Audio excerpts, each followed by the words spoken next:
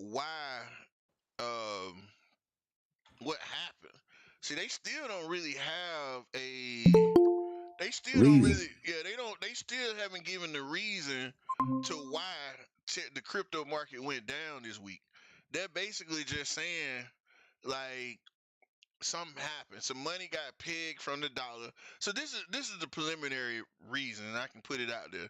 So what happened was they said that the exchange tried to do what the United States government do when they took the Mm-hmm. dollar off the gold standard. So this Mm-hmm. exchange is supposedly tried to take the crypto where Terra was an actual stable coin that was pegged to the dollar. Yeah, Terra has a backing of Y- the US dollar. Yeah. Okay, so what they tried to do with Terra was they tried to unpeg it from the dollar and put it and kind of do the same thing the United States government did. You know what I'm saying? And actually not make it valued by the dollar so they can actually make more money with it. Well, truth be told, um, it didn't work. It wound up crashing the market. Like it crashed everything. So all the cryptocurrencies actually suffer for it because Bitcoin is at the lowest point it's ever been in the last couple of years. It actually it went to under Since March 27,000. of 2020. Yeah, it went to almost 25,000. It's making a Yeah. climb back up right now. But it went to a very low number. So it's one of them. Well, yeah, it's at 31 now. Yeah, it's It's at at 31 31. now. Like everything is starting to rebound again. But Yeah. the problem is it's going to leave a question about other stable coins. And Yeah, so yeah, it's a snowball effect. yeah, it's gonna leave a question about other stable coins because with the stable coin with Terra actually depegging from the dollar, it makes everybody wonder now: are the other stable coins can they actually fall too? Because some people lost some big money this past week. Like I Yeah, mean, I have a mm, I have a stable coin called, I believe it's Clover or something like that. uh-huh, And it took a little hit. So I'm like, oh well. yeah. So I mean, hey, for those people that invest in, the crypto world and they take it for what it is and they look at it as the future and not now, they're really not, shaken by it. So that really, it doesn't bother me because I don't see it really benefiting me until probably another 10 years down the line. So mm-hmm. that's what I invest for. I don't, all this stuff happening now, those are just bumps in the road. The same way, you know, when they backed the American dollar by gold, the same thing, man. That's the way I look at it. Well, and that's actually what happened, man. You know what I mean? Basically they tried to switch the backing of Terra to unpeg it from the dollar. And that's what they was trying to do. You know what I mean? Being that Mm-hmm. you in the crypto space and there's no rules and regulations. I don't think that Mm-hmm. I think that was a move that somebody kind of put out there and it crashed and then it basically killed the whole market because if they would have never depegged it from the dollar, Yeah. it would have been good. But they trying to make growth in the crypto market, and I also think that that's also the work of some financial institutions as well. But actually, I actually looked at it. I doubled down on, I'm gonna tell you right now. I bought some more Ethereum, I bought Stellar Lumis, Polygon, I bought Clover, I bought AMP, ARC, and Fetch. I bought all of them. I bought more of it. Well, I mean, I'll tell this you is what. All of it on the dip. what you. I'll tell you what. The metaverse guy. Mm-hmm, Mm-hmm. As the metaverse guy here, I told you guys I had my suspicions about Bitcoin when it started falling, mm-hmm, and I was like, remember when I said Bitcoin's supposed to be an inflation hedge? mm-hmm, So why was it falling when mm-hmm. everything else was falling? It should literally be inverse. It should be the exact opposite. As this market falls, as inflation goes up, the price of Bitcoin and everything of it should be going up. but it was not. And then when I saw it falling again, I said, like they said on Public Enemy's Fear of a Black Planet, can't trust it. And I'm the metaverse guy. Mm-hmm. So instead of doubling down on Bitcoin, I went with we'll see in the next few weeks if I clock the bottom. But I went with that play that I was talking about, months ago, and I bought Amazon. You bought in on Amazon? Amazon fell hard. Yeah. And Amazon is at pre-pandemic pricing now, as with a lot of stocks. A lot of stocks are at pre-pandemic. Yeah. But Amazon has a big catalyst. And the other thing that I know about the metaverse is we are a large organization. The organization that I now work for is a large metaverse organization. And we, as well as the last company that I worked for, the one that served the AKAs, everything, they all run on AWS, which is Amazon Web Services. Mm-hmm. And the thing is no matter what happens to retail, because everybody's talking about retail is in a slump. Retail is going to stay in a slump as the recession moves forward.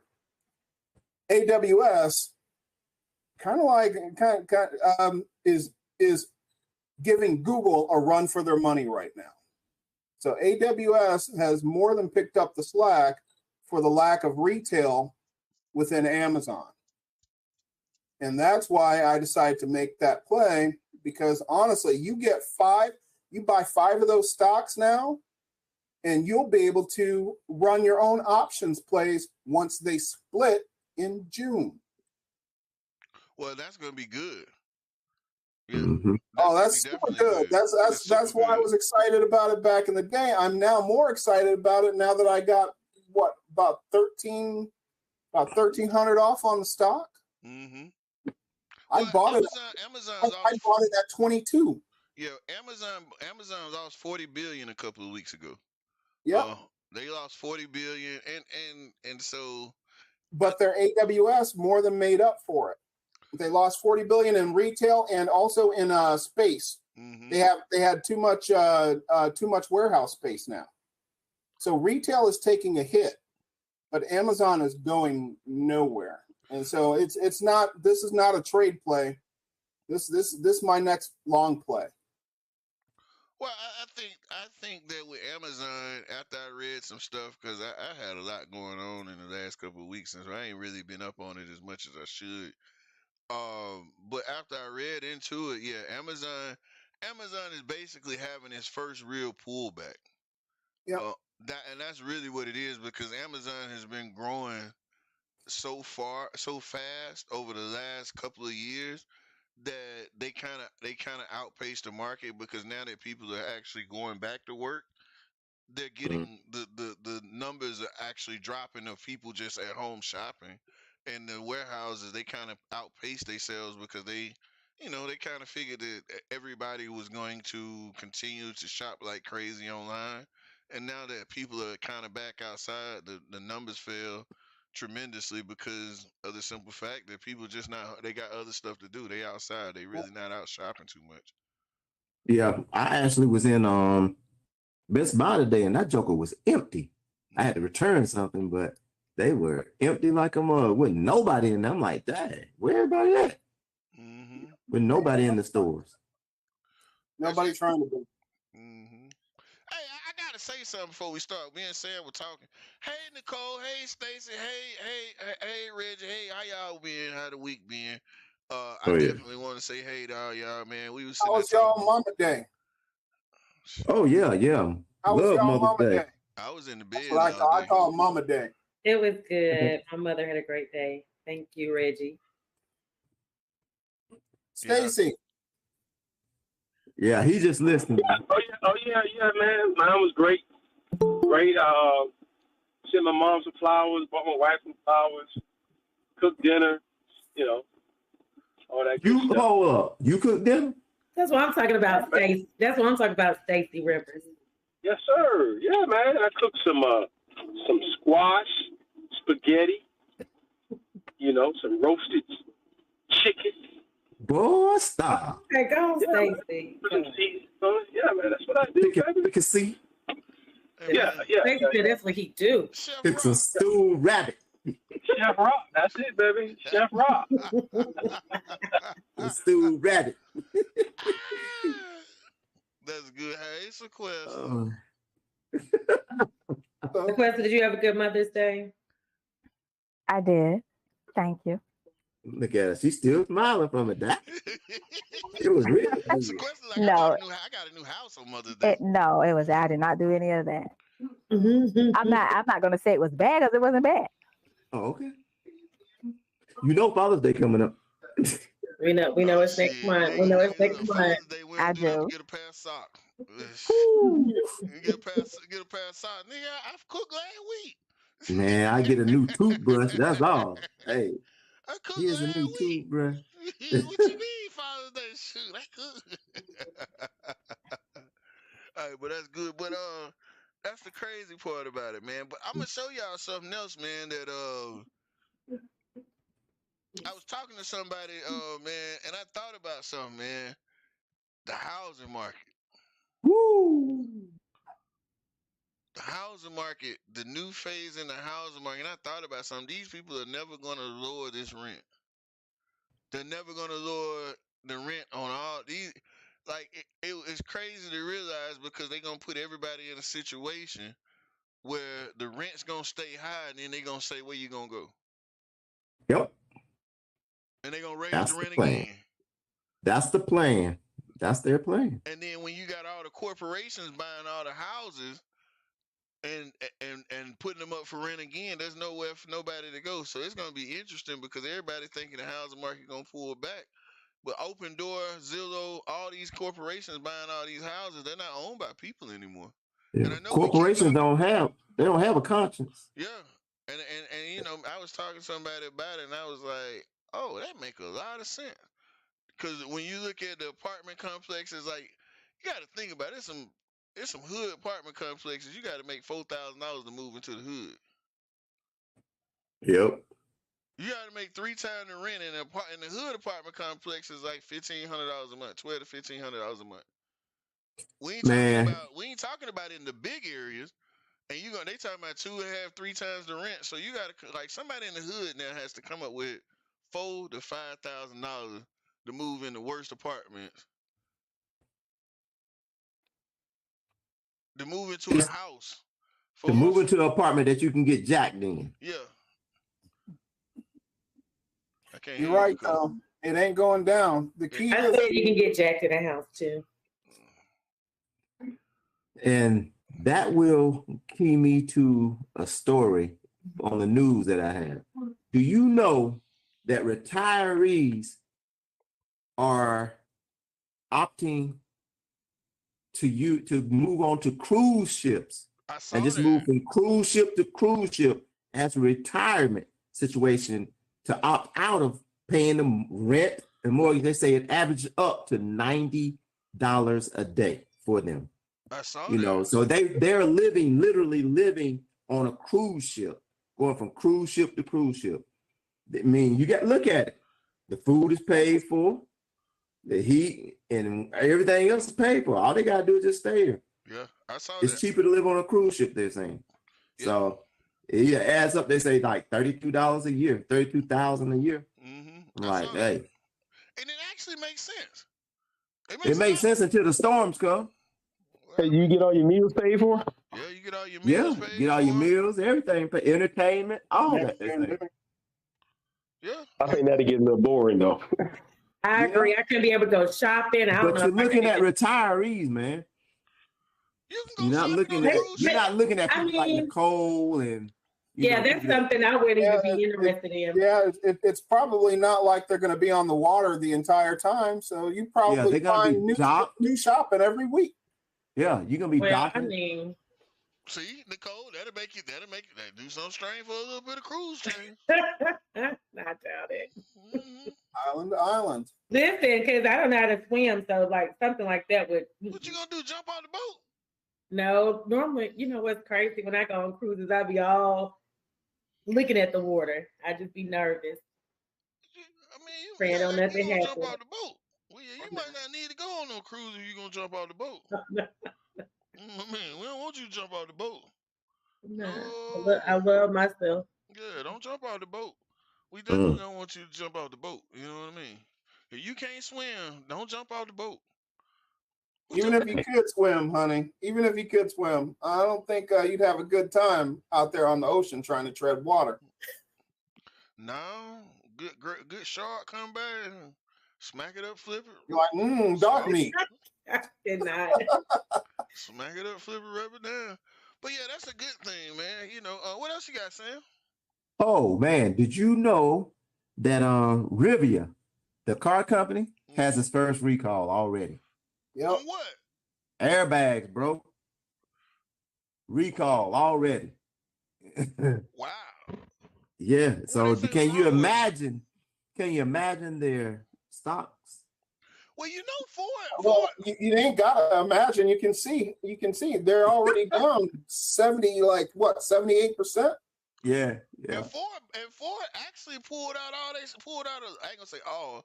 Ford pulled out all the stock shares from Rivian. Yeah. Yep. You know what I mean? And so that's a crazy thing because Ford is the one that got them started. So something going on right there. Yeah, I mean, it seems like one catastrophe after another one, man. It just, it's like they can't catch a break. I think personally, they have a good product, but they just overextended what they can do and, what their product is right now. So, I think they're just basically going through. Yeah, I think they're going through a growing phase, man. They got to learn. You got to learn. They got to learn today, quick. They don't have much longer. Like everybody else is going through, not necessarily a growing phase. They just are seeing the harsh realities of what it takes for a company like that to put out a product. And that's I mean, again, I'm not trying to plug Tesla on this, but that's why Tesla keeps on moving and grooving, because they're the only ones that are still doing it. And the ability to do it all in-house and not suffer from all these chip shortages and all this kind of stuff, because they make it all in-house. Their product is the factory. The product is not the cars. The product is the factories. And they keep making these factories. They can't go wrong. I mean, China done shut down pretty much, but they're like, that's all right. We just got Germany up. We can cover the slack. Texas up. We can cover the slack. And they're the only EV company that's really doing anything. Rivian still hasn't sold to the general public. Every Rivian on the street has been sold to somebody that's Rivian adjacent. I don't know. I've seen one. I'm like, shoot. What you mean by that, Reggie? They work for Rivian. Yeah, either work for Rivian or part of their marketing team, things like that. Yes. Oh. They have yet to sell to the general public. They've taken orders, but general public has yet to take any deliveries. They have thousands of them on the street, but it don't mean that they've gone out to the general public. So let me ask y'all a question while we on this page. Being that it's 2022 and they say by 2025 all the manufacturers of cars are going to be all electric, you think in 3 years they're going to be able to pull this off? Heck no. No. I'm gonna tell you why. I was looking at a documentary, and it says in the documentary was Keep Them Poor, and it was explaining about the energy. They're saying in the 1800s, the main supplier of energy was cow dung. They were using it to heat, to cook, and everything. And as they went up, they had coal. Coal was the major energy source.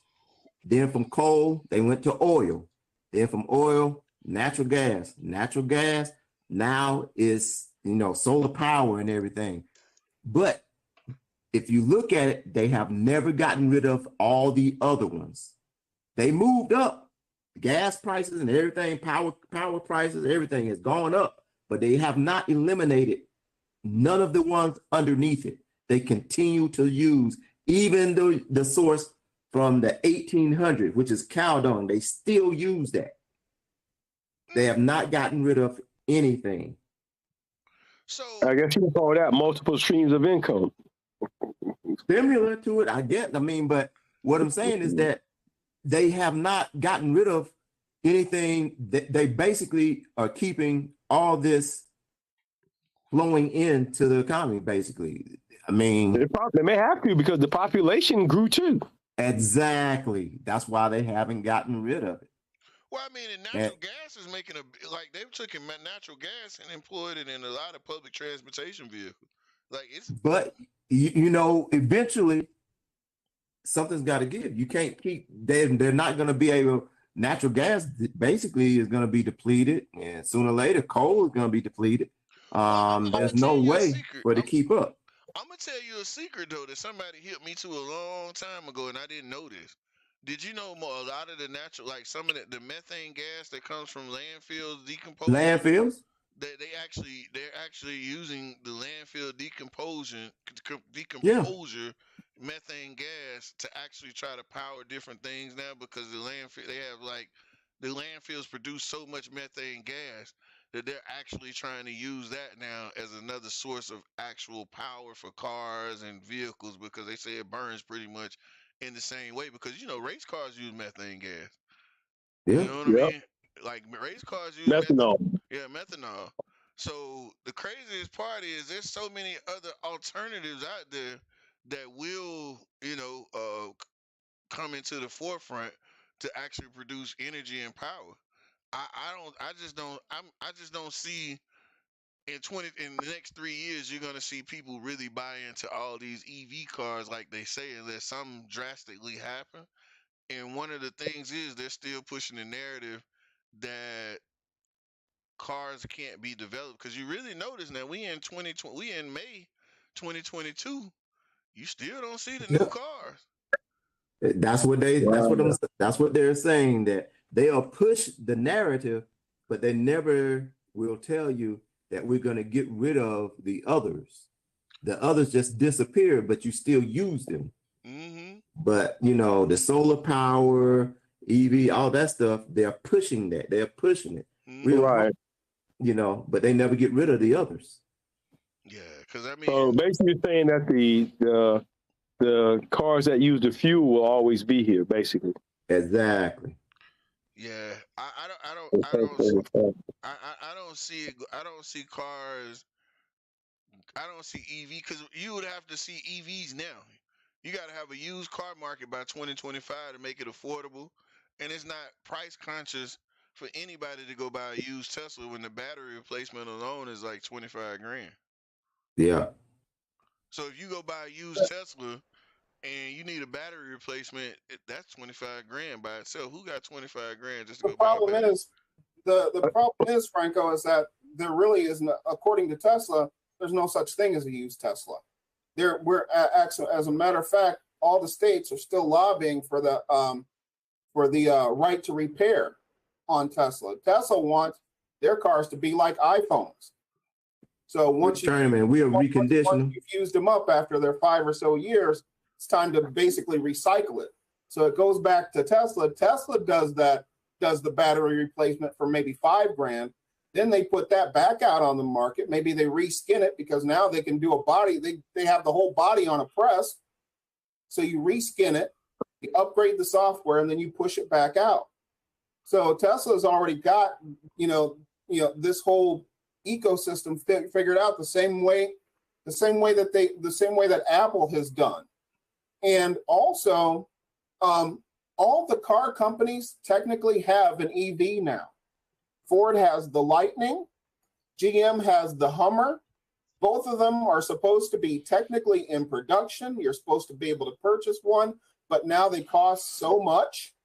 I believe the Hummer now costs over $250,000. The Ford Lightning now sells for like $125,000. But technically they have them, and that's fulfilled their requirement because remember, the government issues these requirements on the cars that on these companies that in order to be able to do their fossil fuel engines, they have to have at least a halo vehicle in production that is 100% EV. That's why Cadillac just made their last CTS. So they went out with a bang. They just put out a killer CTS, CTS-V. All these companies are doing it, but that doesn't mean, I think that we're going to wind up being very much like Cuba when it comes to cars. What you mean? The higher middle and upper class are going to all be driving EVs. And then as parts become less and less available, because the government's going to make the big three car companies quit making parts and stuff for their old internal combustion vehicles. And after a while, it's just not going to be profitable anyway. So they're just going to be cutting those lines. So the same way, like you go to Cuba, and you find these 57 Chevys that are in like tip-top condition, because these people have homemade their parts. They've gotten good at welding. The garages have gotten really good at stuff like that, because for the longest time, they could never bring in any new vehicles. I think the same thing is going to happen here. So just like everything else is separating, the wealth gap, the rich from the poor, all these things, if you can do an EV, if you're upper middle class or high class, you're going to be doing EVs, and then there's going to be a whole nother market that's going to be doing a whole lot of like aftermarket and stuff, people that doing their best to maintain the cars that they have right now. And that's just, it's going to be like that for at least another 20 years or so. There's no, oh, we're going to be completely EV. And then you haven't even thought about the industrial market, because there's no such thing as an EV crane, as an EV bulldozer, as an EV, you know what I'm talking about? So the thing is all those things will still be on fossil fuels. Will we ever see an EV ship, to transport these big containers and stuff like that? I don't think we'll see it in my lifetime. So even if the entire country, and say maybe 20% of the rest of the world, goes to EV for their individual transportation, still the far vast majority, 3 of these cranes burn up as much diesel fuel and stuff like that as the rest of the entire state with regular cars. You see I'm getting at? And the amount of gas that ships, planes, things like that burn, oh man, we are nowhere close. Yeah, nowhere close planes are gonna be the very last thing we see. I think know. ships. Cause see, the thing with planes, and I was watching some stuff about a month or so ago. The thing with planes is the battery is gonna have to be so heavy to keep that plane in the air. That's the biggest part about a plane. So that's why I agree with you, because, like they said, you got to think about it. The engines on a plane are on the wings. They couldn't put the batteries on the wings because it'll be too. They can't put the batteries for the plane on the wings because it would take too much weight to put the batteries on the wings and that wing in the air. Like that wind, the actual force of the wind as the plane is flying, it would make the wings too heavy. So they got to come up with a way to reconstruct how a plane is actually designed because of the weight of the batteries that would have to be in the bottom of the plane to be able to make a plane out of EV. It's really crazy. They was breaking it down. It was like, man, it'll be years before we even see that, because they can only make a 1-2 person, like basically a 1 or 2 person, I would say hydrocopter, to be able to hold people because of the weight of the batteries. And that's what's going to cause planes and like even ships. Because I guess you would have to say the same thing for a ship, because those ships hauling all that cargo, the weight of air and water are the same thing when it comes to buoyancy. You just have to place. Yeah, that's going to be a very interesting. We are nowhere close. Yeah, that's going to be a very interesting concept to actually say, what do you do? Because I can't see these EVs actually taking over, because even with charging stations, I haven't noticed as many charging stations being built anymore. At one point in time in 2020, 2021, you saw them popping up everywhere. You see more gas stations popping up now. Like Quick Trip and racetrack, they're actually you're seeing more of them more than anything. I think that I thought it was kind of Yeah. interesting. I And was these looking gas into stations have not gone hybrid either. If you no, notice, the gas stations are still just selling gas for some reason. yeah, they're not selling. They're not selling anything to deal with EV. You don't see Quick Trip getting into EV or anything like that shit, which is kind of I interesting. think probably because of the supply shortage. That's one big thing. What you mean? You don't have the chips. you still got a supply shortage, so you can't produce as many EV vehicles. That's another reason why it's probably not moving as fast. What if But there from the- was no supply shortage? What if the government just wants to move other things other than what the economy is used to purchasing?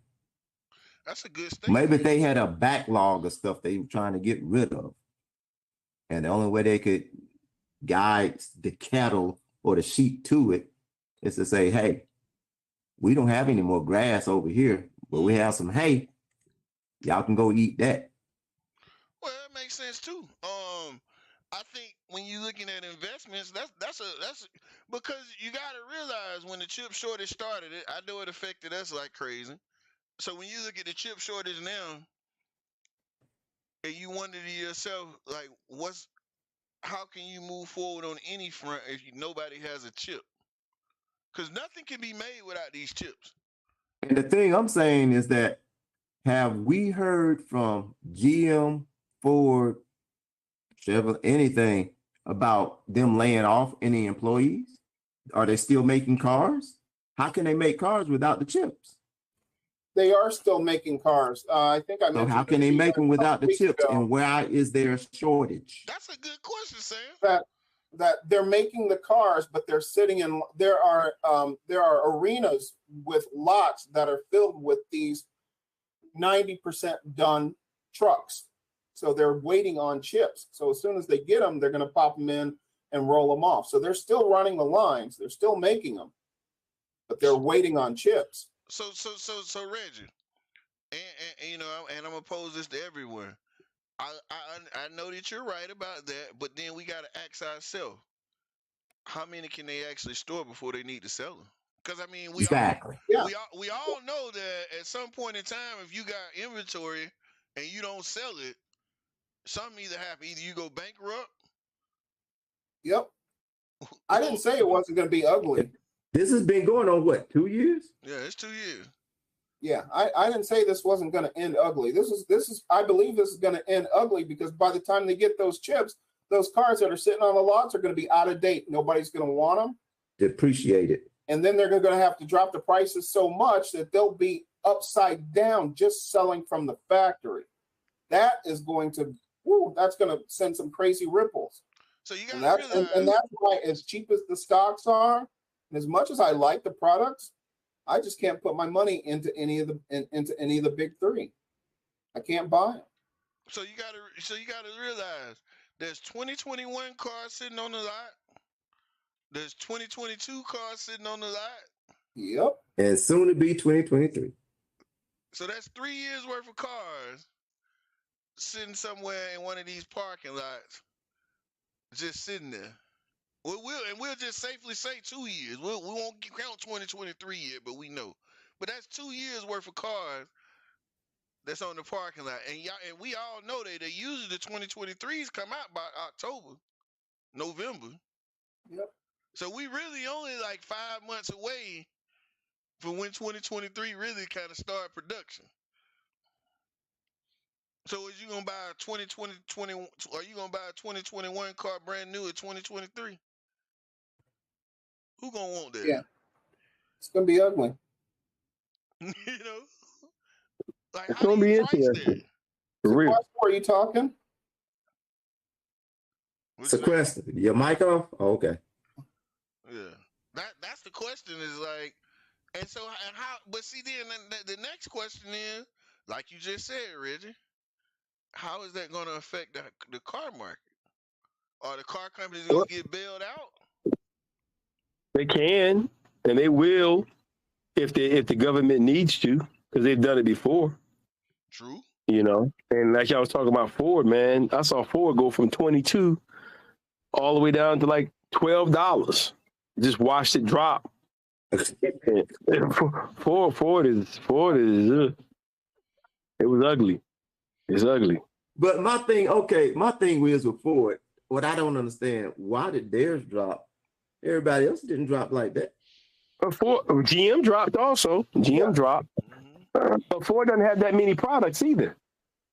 They don't have that many products. But go ahead, right? That's why the Lightning was supposed to be such a big hit. Is because Ford really don't have any, like the Ford trucks were always known. Ford trucks and Ford Mustang. Them the only two things that people really knew Ford for. You know? Yeah.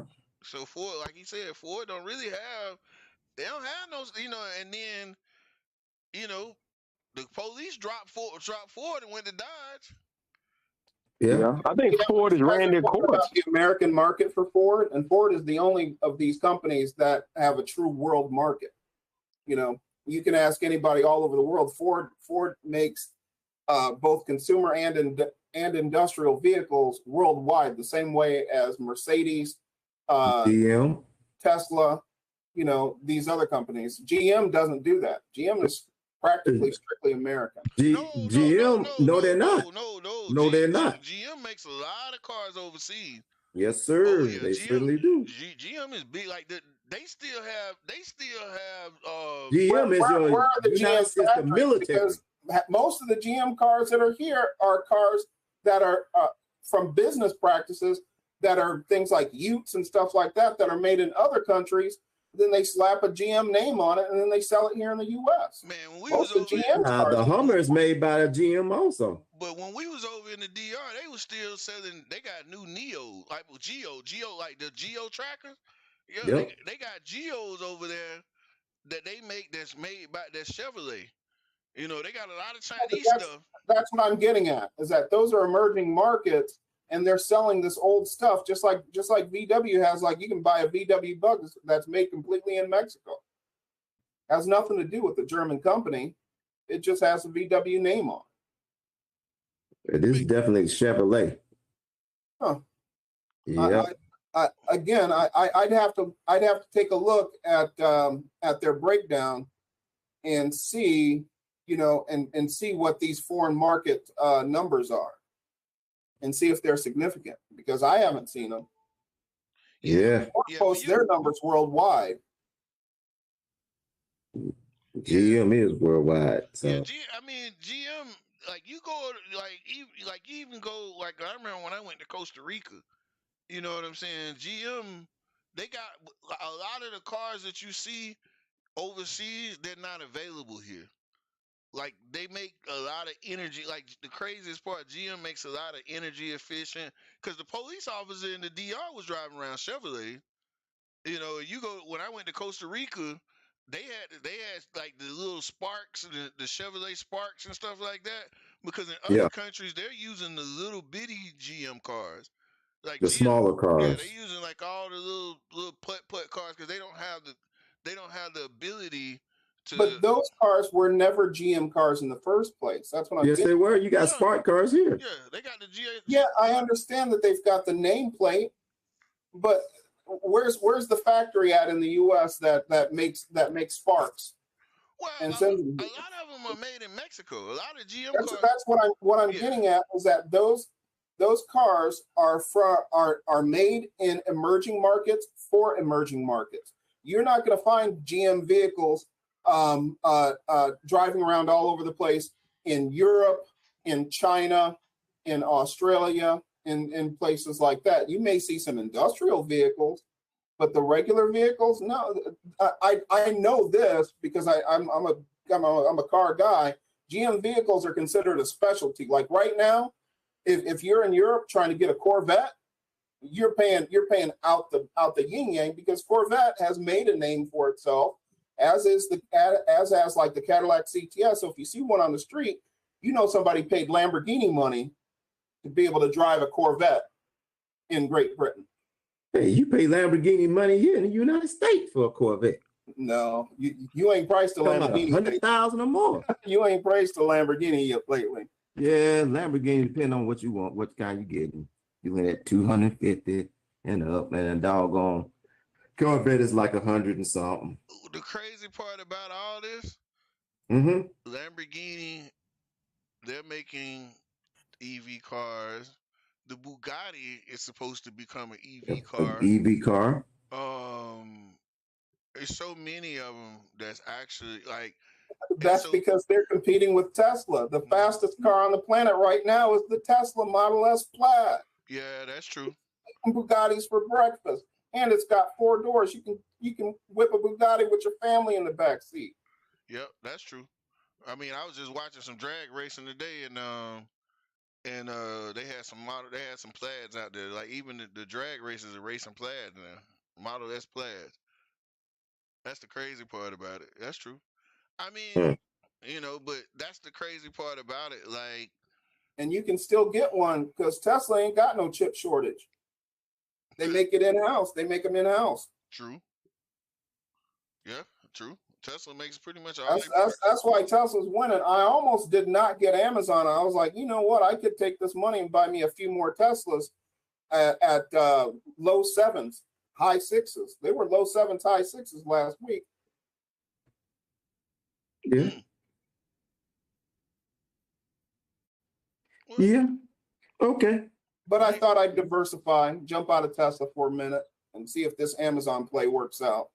We'll see what happens, especially come June. Makes sense. Totally makes sense. I think we're gonna see a mix of everything. Sam, you got some more stuff that you ain't talking about? Oh yeah. Something me and you were talking about. I hope everybody was, looking at the news because Cathie Woods, everybody knows. I think pretty much everybody here knows her. Cathie Woods bought like $3 million in Bitcoin. She bought on the dip. That should tell you a lot about what's going on in the crypto space. I was saying they're gonna push the price down, and then people gonna come in and swoop it up. Especially the savvy investors, they just gonna pick up the Bitcoin and keep it moving, hold on to it. And that's just one little sign of it that some of the people that have that kind of money, they're investing in Bitcoin and they understand what's going on. So that's it though. She bought it on the dip. In other words, she bought it when it was low. It hit like what, 27? 25. Yeah, I got it at 27 though. So yeah, it went out the way to 25 and then it bounced back up. Yeah, so I bought on the dip just like her and kept it moving. Well, I was telling Stace about this a couple of weeks ago. Cathie Wood, like her fund, I finally found out what happened to the ARK fund. They kept it real quiet. They kept it They kept it real quiet. But Coinbase? The guy that funded Cathie Woods and the ARK fund, he's actually on trial right now for basically running a Ponzi scheme, and it's real quiet. Yeah. He's a Korean guy, and he basically duped all these banks out of I think it's like 40 billion. He got them for like 40 billion. You know what I mean? And that's what happened to the ARK fund. The guy got caught in insider trading, finance fraud, and he just started going to court back in March. And nobody really knew, but once all the details came out, that he was lying to traders. He basically didn't have the money. He was borrowing money left and right and giving money away to different other people to invest and keep the trades going, because he was basically running a Ponzi scheme. So Cathie Woods in a situation now where she has to rebuild that whole ARK fund because it took so much of a hit from all the margin calls that they had because of him. Like, this dude basically that's really what started the kind of downturn of the market when we saw all those funds get hit last year. He the one caused the market because his whole hedge fund collapsed. Wow. Yeah, they did good. They kept that quiet. They did real good. They kept that. It didn't hit the fan. It didn't hit until this year. It didn't hit anybody. Like I said, I was like, oh wow. And I told Stacy about it. I was like, man, this is what happened. You know what I mean? And so basically, he killed everything. I mean, he killed a lot of banks. He killed he killed a whole lot of investment company stocks and actually welfare, because he was using everybody to do his trades, and they said he had almost like 200 billion in assets that they thought that he had, and he had been lying, borrowing from Peter to pay Paul, everything. He was just borrowing money, lying about stock holdings. And come to find out, Kathy Woods was he was the one that help us start the ARC Fund, and basically he everybody pretty much messed up now. Dang, that's messed up. Yeah, it's real messed up. And so it's kind of interesting because it's really sad that most of those people that lost money, it's kind of like this Bitcoin thing. Most of them people that lost money, man, that's just in the wind. That dude, he might do 5-10 years, keep all the money that he had, come back out, start over again. Yeah, I think they're gonna slap him a little harder, but not unless if he's not in the United States, hey. Oh no, he here. Oh well, he might get the book thrown at him. But see, they're not going to. And here's why I say that, Franco, because I think the U.S. is trying to set up something with crypto and stuff like that. So they got to make an example out of somebody. There you go, right there. Perfect person. Yeah. Or the book at him to make other people stop trying to, get over with the crypto, which makes it easier for them to come in and set up some kind of legislature with the crypto. Well, I don't think they're gonna do that. I think they're gonna keep letting crypto, because I thought about something. Think about it. We always talk about them trying to get the money back out of the market. They really just did. All that, like the crypto money, like you have to think, even though it went to zero, where did the money go to? Yeah. Like you look that's at the current problem with crypto, is that and that's kind of the reason that I don't trust it, because there ain't no paper trail really for crypto outside of the blockchain. The blockchain is a permanent trail, but it's not paper. And the thing is that just like with stablecoin, this whole mess with stablecoin was crazy because it was supposed to be, people thought that stablecoin was practically FDIC insured because they said, for every dollar stablecoin, it's supposed to be backed by a US dollar. But the thing is the second that you staked it and stuff like that, the second that you staked it, it was no longer a US one-to-one comparison for the US dollar. And then when everybody ran on it, it just got, again, it got nasty. So, and the thing is, if stablecoin can't even be stable, it's almost like, I felt very much last week the same way that I can figure people felt back in the 70s when we came off gold. Like, what's going on, man? Is our money going to be absolutely worthless? Is it going to be worthless? And the thing is, it's not.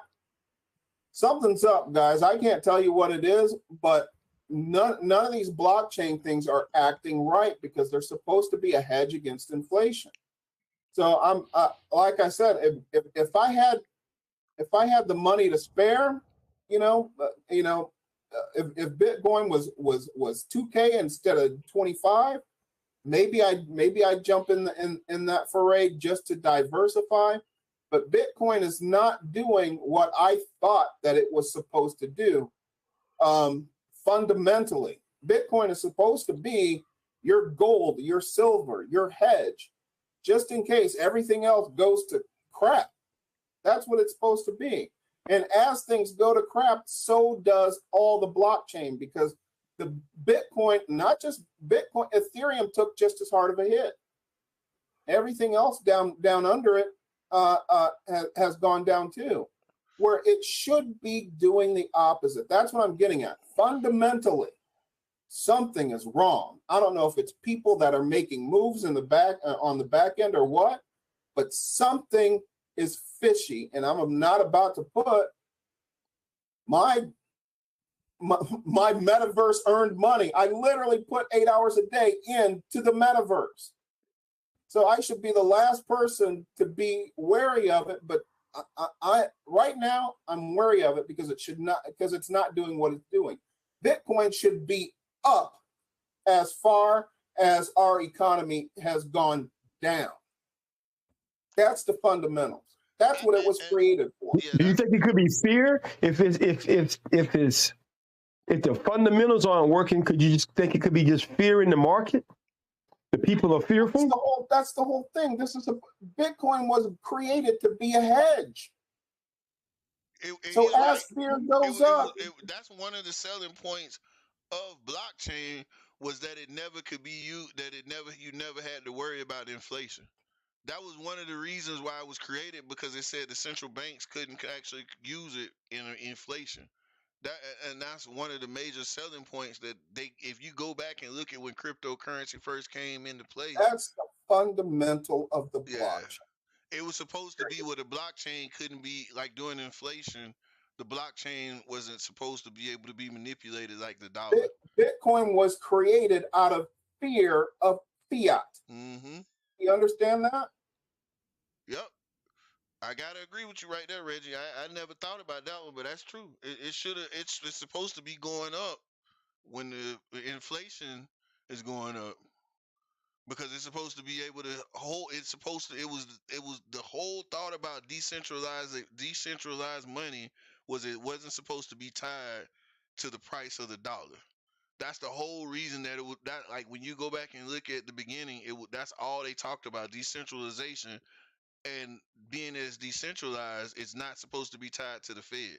So you have to get Reggie that one right, because it really don't. When you look at it from that standpoint, it really don't make sense that Bitcoin is going down when inflation is going up, when it's supposed to be the other way around.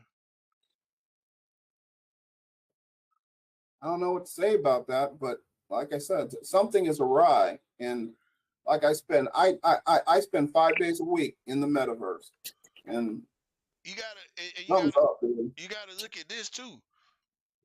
Bitcoin is $40,000 off its value. Bitcoin went to 70,000, now it's only 30. Yep. So earlier there's a lot of stocks like that. There's a lot of stocks like that too.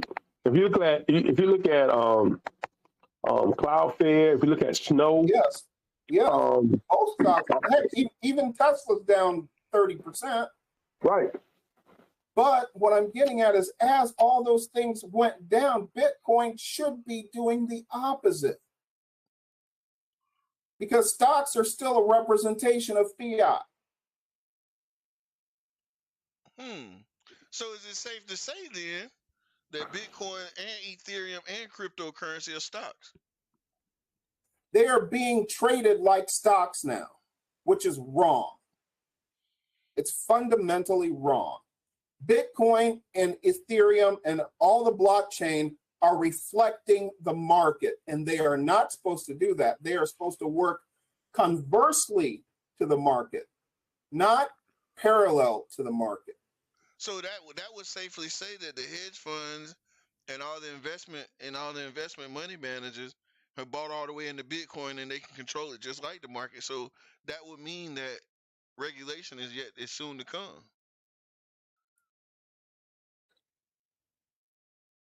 My problem, even the regulated stuff, like I said, all the stable coins have gone to crap too.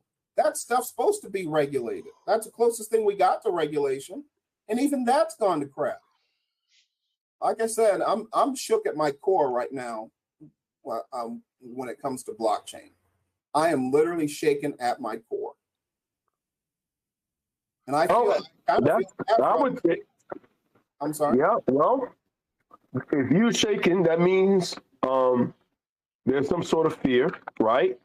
And the rule of thumb is, be greedy when others are fearful. That's correct. So maybe we can't figure this out, right? But it's a bear market, and this is when all the billionaires are made, in the bear market. So that's true. And that's, yeah, it has not stopped me from investing. Like I said, I just made my biggest play of the year on Amazon. Like I said, there's so many things in this bear market that you're able to invest in. Bitcoin should not be one of those things. You see what I'm getting at? Bitcoin should not be one of those.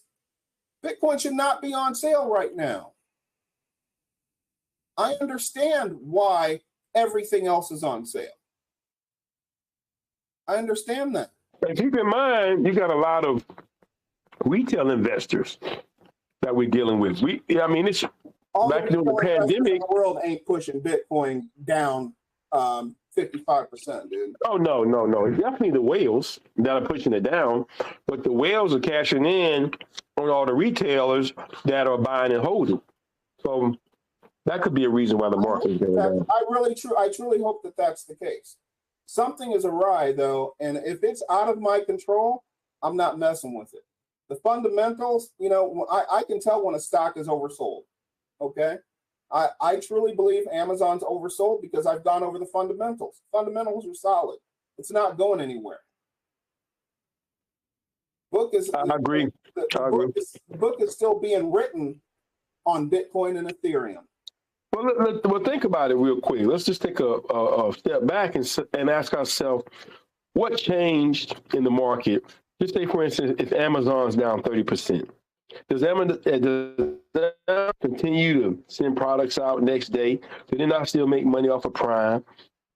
Do they not have billions of subscribers? All that stuff is still the same. The only thing changed is the market. The company's still solid. Coca-Cola still make Coca-Cola products. People still buy Coca-Cola, even though it's expensive. And that's why I'm all about that, Stacey. I'm all about that. Like I said, I'm still making plays. Like I said, man, something is because I don't know it and I don't have control over it. I know the stock market. I have control over it. I know real estate. I have control over it. I thought I knew Bitcoin. I go to work every day messing around with these currencies. I'm supposed to be an expert, and I feel rattled. That's what I'm getting at. So that's why I'm kind of wondering. I'm like, dude, I'm all up in the matrix every day, and you guys ain't messing with the matrix like I am. And I don't know. Like I said, man, I believe that something is awry, but I'm a firm believer in the fundamental. Walton, he says, the stock market is a device. I got this quote and I decided to write it down. The stock market is a device for transferring money from the impatient to the patient. That's it, baby. Nice.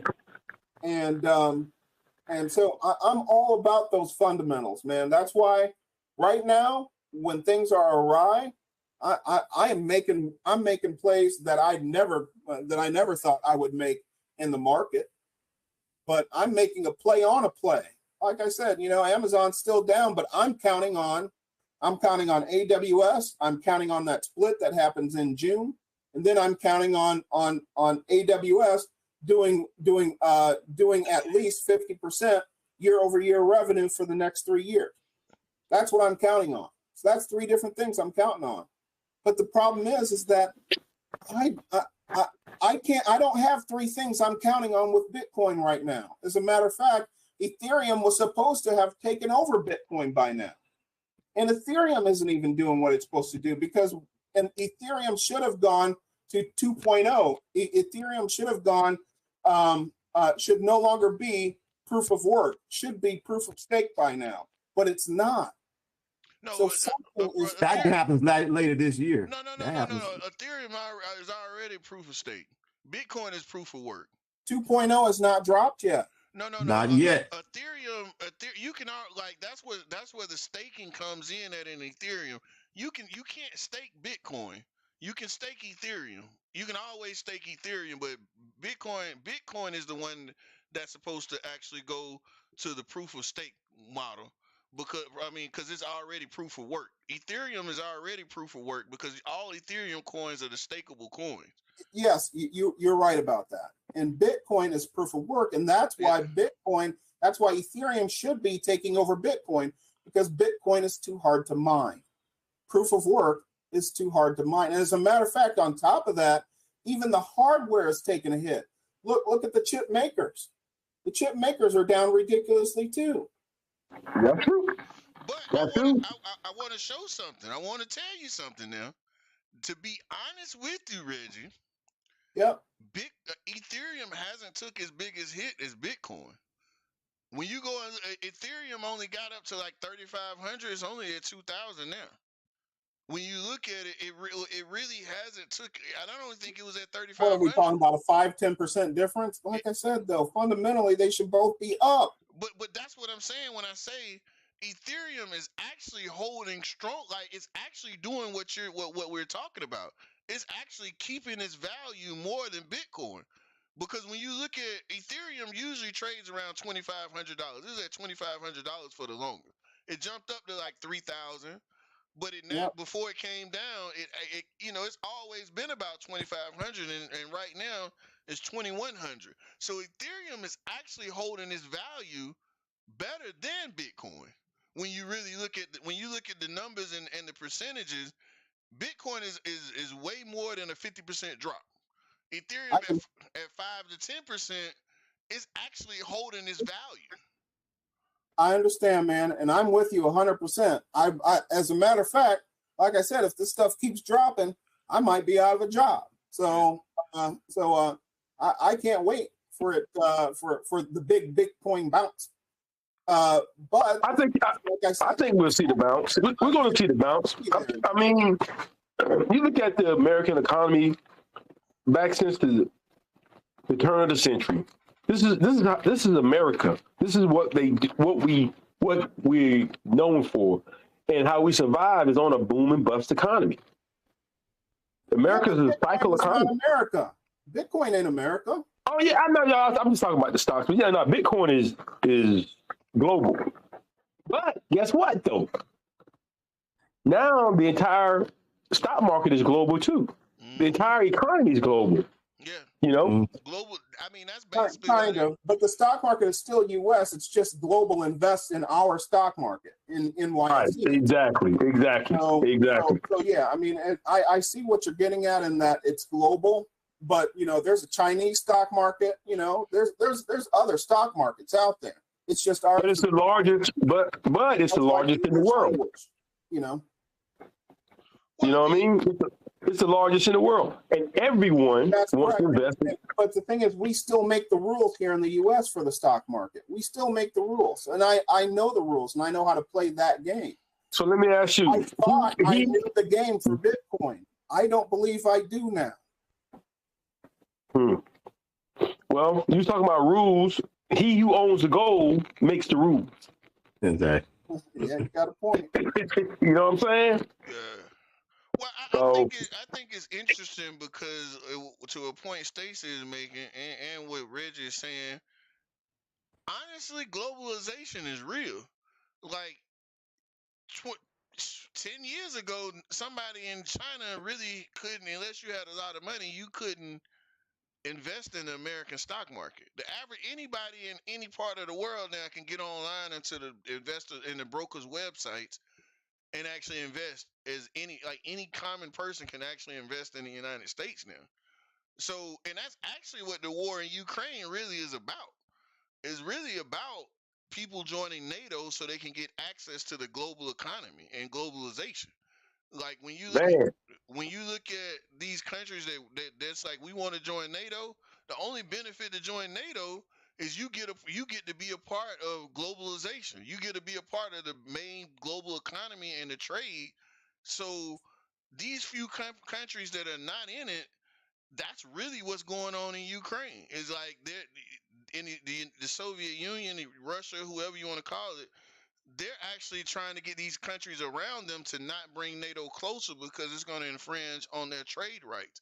It's going to infringe on their markets because they're not a part of NATO. Because all the NATO countries are already trading with each other. When you go back and actually look at it, yeah, the stock market really is a global economy because you can be in anywhere and invest in the American market, but nobody in those areas are actually trying to invest in their local markets. They're trying to invest like everybody's trying to invest in the American markets. It's just like our language and our dollar. You know, the language is practically global. Everybody's first, second language is English, and everybody, you can take USD, or at least most of the time, it's now changing. But you used to, 10 years ago, you could take USD anywhere in the world and people would take it. Guess what? That's funny. I was going to talk about that right there, Reggie. Guess what? And this is one of my things I was going to talk about. And I'm going to put the article up here. The US dollar is actually winning the war right now. The US dollar is actually winning the world economy.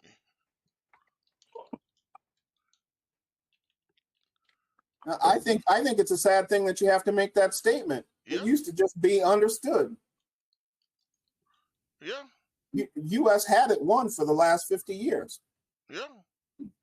That's the crazy part about it. Like the U.S. dollar is actually back strong.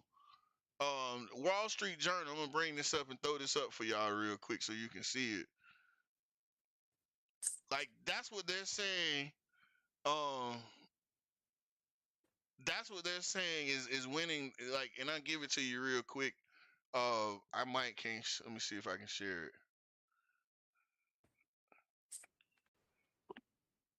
I gotta do something real quick because the U.S. dollar is actually.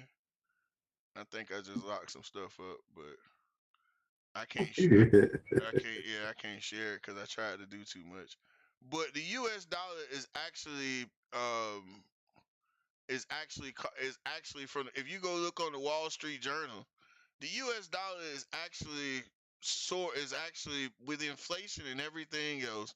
The U.S. dollar has risen higher than anybody else. And let me see if I can get this thing pulled up. But pound. Yeah, like that's the crazy part. Okay, I got it pulled up. But here it is. Can y'all see that? Yeah. Yep. So this is crazy because this came out the other day. The dollar is winning in the actual messy global economy. In the messy global economy. Everybody else is falling, but the dollar is actually winning against everybody else. And it's funny that I was going to talk about this. You know what I mean? Like everybody else is dropping, but the dollar is getting stronger again, some kind of way.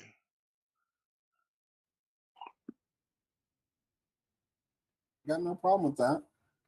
It's really, but see, that's what I'm saying. It's crazy because the dollar was supposed to be getting weaker last year. Yep. The dollar was supposed to be getting weaker last year. Now with what they're doing with the money system, it's actually making the dollar stronger again. Well, if you extrapolate that 2 steps ahead, then maybe that could be a reason why Bitcoin is not doing that well. Because people originally got into Bitcoin 10 years ago as a hedge against the dollar. Like I said, man, this money thing,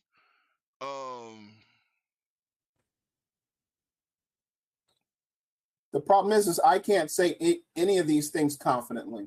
And if I can't say it confidently, if I can't stand on it, I ain't going to put it out there. But then this is the part I want y'all to see.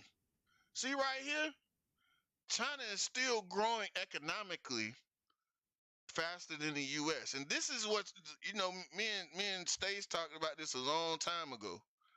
You know what I'm saying? How a lot of people don't know right before the pandemic hit that China was actually finna outgrow the United States. The United States. Yeah, I knew that. Yep. You know what I'm saying? And so now, that's the real fight.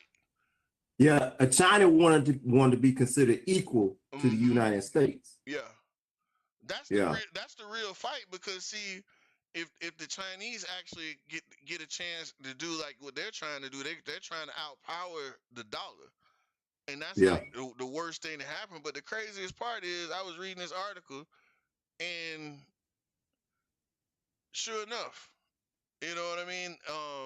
The dollar is back strong again worldwide. Yeah. Got no problem with that. Yeah, I mean, it's just, like I said, it's just crazy, because when you sit back and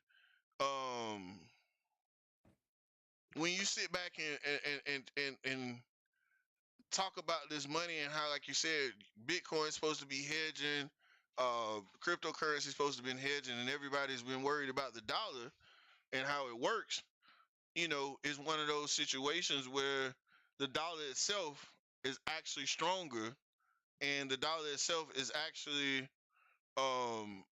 regaining strength worldwide, where it used to be the dollar was getting weaker and everybody was worried about it. But it goes back to say, with all the money they just printed and they pulling out it and and they got it in inflation, how did the dollar get back stronger? See, that's the question. Like, they just created billions of dollars to weaken the dollar, and then it just wind up. I mean, it goes back to say, like what Stacey said, they booming and busting just to keep the strength. Because there's no way to say, well, like, nothing else different happened to make the money and to make the money worth anything. There was nothing else created. Monetary policy is not the only thing that determines the value, the world value of the dollar. Okay. You know, our government stability, our military, all these things go into backing that.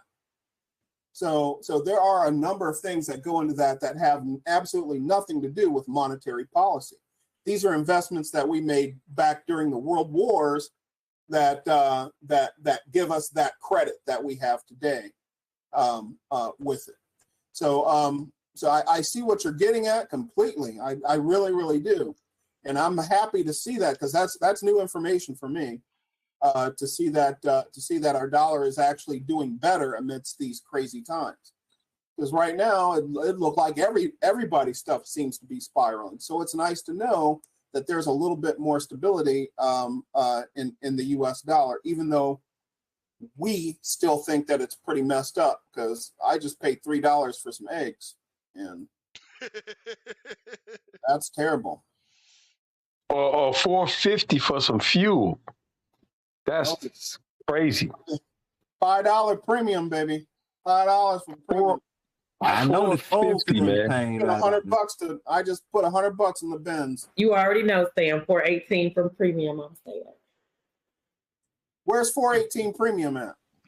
If you have a Costco card or Sam's. I got Sam's. BJ's. BJ's. Sam's, I think last I saw was $4.35 or $4.55. Yeah, I got it at Costco, so it was $4.18 on Friday. Oh yeah, wow, man!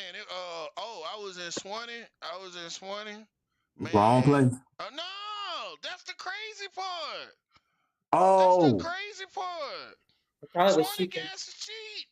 Right. Yeah, they got to keep them rich folks up there moving. Well, one thing I've noticed, that's correct. The richer the neighborhood, seems like the richer the neighborhood, the lower the gas prices. When you're true. Gas prices are through the roof. That's true. Except for downtown Atlanta. Any of them gas stations in Buckhead, Peachtree Street.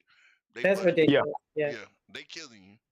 But you're gonna pay. Yeah, you're gonna pay. But them rich areas, I was like, man, the black tax. You was like, what, Franco? Man, the black tax. Oh my God. And I thought the gas was gonna be cheaper in Dallas, Georgia yesterday. Nope. It was the same. But Franco, what are you thinking about these interest rates and what it's done to the housing market? I think the housing market ain't going nowhere. I think the house is gonna stay the same price because nobody can afford to move. Like, nobody can afford to move, and they're not building cheap houses. I told you about my friend in real estate. I asked him to come on today, but he is literally working on a pretty big deal, like a 200 plus door apartment complex downtown Atlanta. But he is already saying that a lot of clients that he talks to are being offered balloon mortgages by because they started searching, they never found the house. Now that the interest rates have gone up, the banks are like, well, tell you what, we'll give you this nice ARM mortgage. Don't do it. They're being offered, but what I'm getting at is that they're being offered now. Again? Yep, they're being offered, and that is that's what happened the first crash. That's crazy. But what that's done is I'm literally putting together right now. I'm putting together a 5-year plan. So I'm gonna do what I can to stay out of my personal real estate. Now, investment real estate's one thing, but personal real estate, I'm like, I wonder how long I can stay here. Because remember, I was saying, I lost. Remember last time we were talking, I was like, man, I lost because you guys have a house. I'm still in a rental. But I'm like, man, if I can sit tight, because these people are still, the demand is still there. The prices are barely going down. And if people are that stupid to be like, you know what, I want this house so bad, I'm going to do this balloon. And on top of that, these houses are ridiculously overpriced. So 5 years from now, these houses are going to be 10, 20% less. They're not going up. They're coming down. Then that balloon, it's going up. Everybody's going to be upside down. Good Lord, I pray that we don't have 2008 all over again. It's got to happen. But if it does, I'll be there scooping up some properties. You say you'll be there to do what? I'll be there scooping up some properties. Oh, okay. That's how I snatched up my house. That's the 5-year plan. But there was a lot of fraud during the 2007, 2008 crash. A lot of that was due to fraud because the government, the government was part of that. In on it. Yeah, those right. But they gave everybody who could fog a mirror or who had blood pressure a loan. And they gave them loans that had arms on them. They gave them loans that was interest only. And then when they all came due with that balloon payment, they couldn't even qualify for these loans. And people was pulling equity out of their homes, no problem. So it was like your home wasn't ready, teller. And that was a big part of the 2008 crash. And then they came out with this law. I think it's the I don't want to misspeak, but they came out with a law to where if you give someone a loan and you did not qualify them for that loan, then it wasn't the homeowner's fault. It was the lender's fault. Now they had this new loan. So you got to actually make sure someone qualifies for a mortgage before you could just give them a mortgage now. Yeah. So I do believe there is going to be a pullback. I don't think there's going to be a crash, but there is going to be some type of correction because I believe the Feds want to continue to raise the interest rate until this thing slows down. But we also spoke maybe a year and a half ago. We said that all this free money that these folks are giving away, they're going to get it back through taxation and inflation. And right now, the taxes are high and the inflation is high. Mm-hmm. So here we are. So it's going to pull back some. I think, if you buy a property, you want to make sure you got some equity in there because you're going to need it. Yeah. Some type of equity. You're going to need it. You're going to need it. Yeah, that's what I'm looking at myself. I'm like, woof. Trying to get ready to get mine refinanced. I'm like, man, it's gonna be pretty rough when I can get this thing refinanced because of the simple fact that everything is so high right now, and they're gonna continue putting it out there in a way that it's just not really gonna make sense. Right. Now, I did speak to a mortgage broker on Friday, and he said right now, matter of fact, he was doing a closing. And he was doing a refinance, and it was 75% was like the loan to value. So he was actually pulling out 75% of his equity is what his particular mortgage company's offering. And then I have a banker I was dealing with, and he originally offered me 75% to do a refi, but now his rules have changed and he's only offering 50%. Really? So, yeah, he's only offering 50%. 75% is technically 100% if you get rid of all this markup. Probably, yeah. Yeah. Makes sense. Yep. Makes sense. Yep. Yep. So the bank is protecting their interests. And so the bank that goes from one bank does 75, the other one goes 50%, the bank is just protecting their interests because they're saying if the market drops, then I've only loaned you 50% of the equity on the house. So they're thinking worst case scenario, if the market crashes or the market drops, I'll at least be at even. I'll at least break it even, on a property if I have to take it back from you. Yep. So they're just basically protecting their own interest as an investor. Yep. And I'm going to be there sniffing for them properties. They're going to be there. You're going to have to do some sniffing, but they're going to be there. I don't think it's going to be 08 because, I think that we did learn our lesson, from 08. Yeah. Not institutional the way that it was. But I think that there's still going to be some deals to be had. Oh, yeah. I think so, too. But I think real estate is still one of the best investments you could make, because just having the leverage. If you think about a bank, a bank won't give you a loan on your stock portfolio, but they will give you a loan on, some real estate. And that real estate, you use it so many different ways. One way to make cash flow, you can use it one way, like we just talking about. If you need some money, you could, go to the bank and say, hey, let me get a loan for 75% of my equity or 50%. And then you also could use it as leverage where, if you have the property paid for, you could leverage it to buy more real estate. So it's kind of like the money wheel in options. You got 3 different ways you can get paid off of one asset. So and you can pass it down. Estate has always been, the path to generational wealth. Yep. And I'll never give up on it, but I don't think that right now, especially for somebody like myself, is the right time. But and I feel like I'm between a rock and a hard place because, like I said, I did a lot over the last couple of years putting together money to put down on a house. But now I'm in a situation.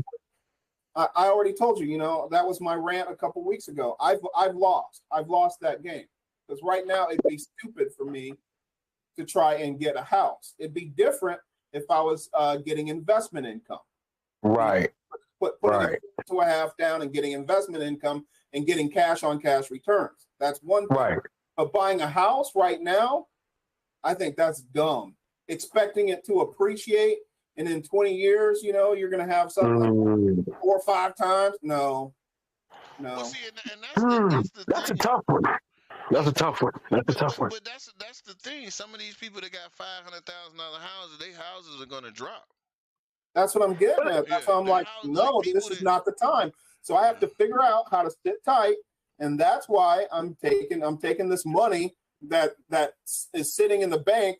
Feels like I got a bag of water with a pinhole, and I've got to put it to work somewhere. And somewhere already got me scared. And I'm like, well, so let me, like I said, let me do some of these stock market plays. And right. Well, I definitely think that.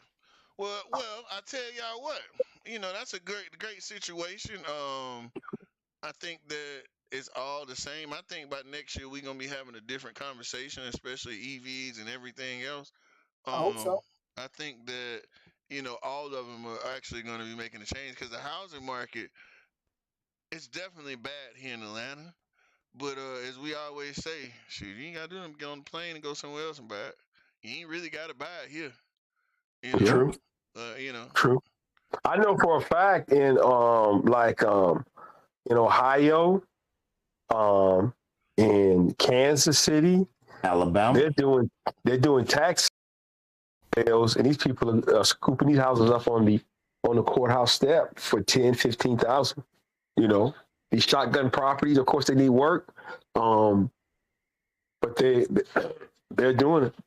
They're doing it. But of course, the cost of living is a lot different. Pittsburgh, you know, houses aren't $200,000 and $300,000 in Pittsburgh. They're like 60 and 80,000. You know, but the economy is different there. You know, from the Atlanta economy. You know, and then from the investment standpoint, you know, this market is high. It's high, but one thing I've learned is if you can make the numbers work, right, or if it makes sense money wise or number wise, when you buy the property, the price is not that important.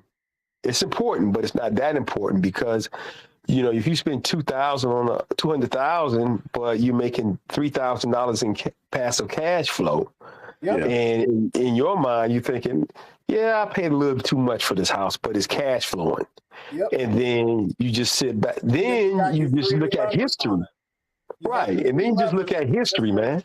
Yes, correct. You know, you look at history. I'm all about that for, like I said, for investment property. Investment, I just right? can't do it with a personal home right now.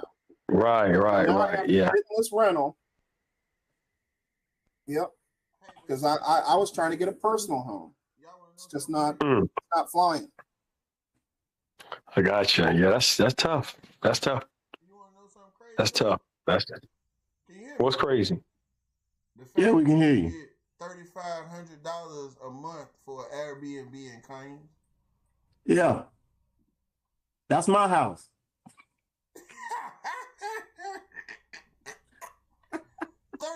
Airbnb and Canyons are going for $3,500 a month. Yeah. Like every property is an investment property now. Mm-hmm. You know you can't really be planning to live in them knowing that the only way that you can make money with them is by getting revenue off of them. That houses are not for living anymore unless you got a whole lot of money. Let me share with you all about this Airbnb my cousin rented last week when we were in Fort Myers. What's crazy is the owner, like she owns the house. However, it's an Airbnb, but she has a section at the house where it's kind of prohibited because that's where she lives. So she actually lives on the property, but what she does is like she'll go do whatever she got to do all day, kick it or whatever, and then she comes back like real late at night. Well, that makes sense. That makes sense. It does make sense. Because I thought about living in my basement and renting out the top. Well, I need to rent some rooms around here. That's what I need to do. And then you gonna shop away the money. I didn't hear that comment. What was that response? I didn't hear it. You can't go shop. You can't rent the house and be like, I'm going to Saks now. That's my personal money. I can do what I want to do with my money. What's the purpose then? All right, people, it's 9:06.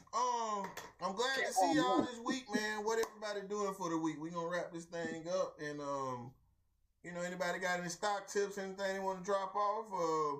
Well, I'm going for SoFi. SoFi. SOFI. That's a stock ticker. $5 sandwich money. It is $6.75. Oh no, it's going up. Yeah, I'm going for SoFi this week. So SoFi, what else? Anybody else? Sequester, what you got over there? Sequester, you don't be want to tell nobody your plays. You be telling about your real estate, but you don't tell nobody them plays you be having over there on the week. I haven't been doing anything. The market's too volatile. I don't feel like sitting in front of the computer. Okay. So I haven't been doing anything. Reggie went to Amazon this week. I'm the only one that ain't got nothing right now. I didn't buy any. I'm gonna run on the stock side. I'm gonna run our little honey hole BBIG. Oh, what's the BBIG for? Let me write it down. I'll check it out. Listen. I gotta say this with a disclaimer.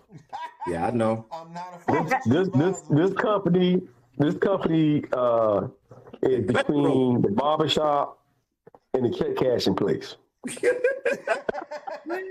What the heck? The barbershop. So listen, play at your own risk. Boy. But but we've been making some plays on that thing next play. Where we've been doing some option plays on it, where we've been running a put at $2 for 25 days and making 10% on our money for 25 days. So 10% 5 days, so on 25 days, making 10% of our money. You got some people don't make 10% in a year. Right. We're making it in 25 days, man. We ran that play. We're probably going to run it again this week. And we ran a play on TQQ. No. Which TQQ is down in the dumps. Down in the dumps. But we ran a put on TQQ. We ran 2 puts. We ran one for $20 and we ran another one for $25 for 2 weeks on TQQ. And we ran another one. We ran a play on Apple at for it expires this week. We ran a play on Apple for $145 strike, and it paid good. It paid decent, like $100 and something bucks. So, Biggie's at doggone $2.79. Who's that? Biggie. Yeah, $2.79. Oh, we ran that's something I need. See, we ran a $2 put on that joker for 25 days. $2. And it's at $2.79 right now. You see what I'm saying? Yeah, I got you. That sounds like a play for me. Well, but hey, you got to know how to run it, though. Nicole, they're not buying the stock. You gotta I know that. Yeah, you gotta remember they're not buying the stock. They're not like buying They're shares. just buying putting the option on it. Yeah, I know that, fellas. I just don't want you to go buy the stock and then you wait for it to go to $3 and be like, I made some money. That ain't what they doing. Yeah, but I had a serious. $2.79 and then it goes to $3. Yeah, but the thing is, I had a serious plan last week, because that's what I was going to do with SoFi. Was when SoFi hit $5, I was like, okay, let me buy 500 worth, and then I can play my own options. Right. But I got to tell you about the bad too. I got burnt on Riot blockchain.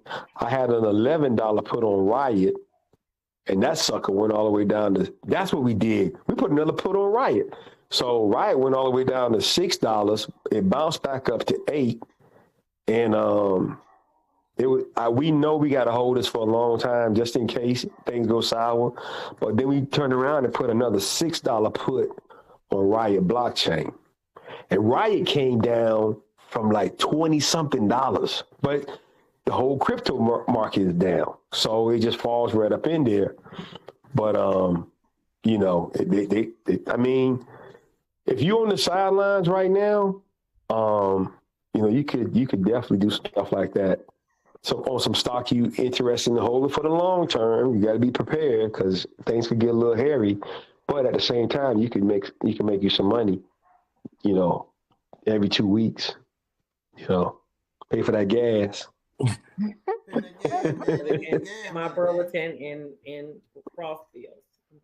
Huh? I said it'll pay for my shopping stuff. It will. It will. I know I spent $245 at Burlington today. There you go. How much? There you go. $45 at Burlington. Don't do that. That's like 800 candles. Hey, hold on. Yeah, Burlington. No, Nicole, but I thought you. Burlington is where I get stuff cheap. You said what now? I thought you were on the pool, man. How you go to Burlington today? I did. I was on Buford Highway. Okay, you was at Buford Highway Flea Market. No, I had to go to my little wholesalers up there, and then I said, let me stop by the Burlington. I can fill up my shopping cart for $40 at Burlington. It just depends on what you burn, Reggie. Man, Nicole. Franco. Oh, y'all!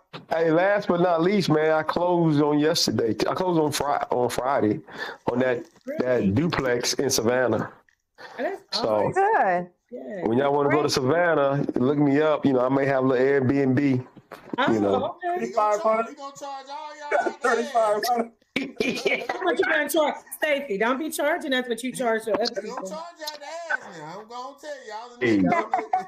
He gonna get his. I'm gonna tell you that now. He gonna get his money. I'm telling you. Tell him, shit. His name is Cash. What? No, Stacey, do not charge me the Ain't no regular price. breaks. It's all the same. Hey, listen, I'm just putting it out there. I'm just putting it out there for my people. You see what For my I'm saying? people. Put it out there. No, you gonna charge them other people whatever you charge them people. You gonna charge Nah, them. this is black business, baby. You gotta pay the same thing. Hey, Man, y'all so wrong. Listen, I need to get my success story since we didn't do that. I Run am it. officially next week. I graduate from my principal's program, and I was asked to be one of the speakers for the graduation. And I You know you're gonna do good at that. Thank you. and I complete my ESOL endorsement. So Okay. I had those 2 classes this whole school year, and I am finished. I hear that. That's all right. Black excellence. Black Congratulations, excellence. Nicole. Thank you, Sequesta. Congratulations. Thank you. That's dope. You earn that shopping spree. I do That's earn dope. it. I sure do earn that. Thank you, Reggie. That's dope. Hey, y'all, one more thing is that the closing, the attorney that I dealt with, he was black. He's been in business for 45 years. Wow. Black attorney, 45 years. And the guy I bought the property from was black. He was 70 years old. Property's been in his family since the 1900s. Wow. And then I was the buyer. I was black. So that was kind of like the first time I saw a dollar. Yeah, and it circled around in the black community right there. It ain't went it did not leave the black community right there. That was dope. That was dope. Yeah, you inspired me to go buy a property. I just don't know why I'm gonna do it. I'll sell you one. I got 5 on it. No, I can sell you one. What you want? Where you want one at? I got one. I know you got one to sell, probably. Stacey messing around and sell you the Brooklyn Bridge. You don't know it. Woo! You gonna sell your ice in doggone Alaska? That's it, brother. You know what? Sell a water, My some fear duck. with that, and it should not be a fear, is not having someone to be in it, and then I have to be responsible for that mortgage as well as my mortgage. But people don't have a place to stay right now. It's a shortage. You gonna get somebody in there. You gonna get somebody in there. You gonna have Got a good somebody product. faster than you can go to Saks. I promise you. Especially Yeah. That's if true. somebody move out, all you got to do is say you ain't got to have a 1.5 time to rent. You gonna automatically get somebody to rent. That makes Yeah. sense. I tell you that guy that I bought the property from, I don't know if I mentioned it, but he does rooming houses. Oh, wow. This man got 40 rooms.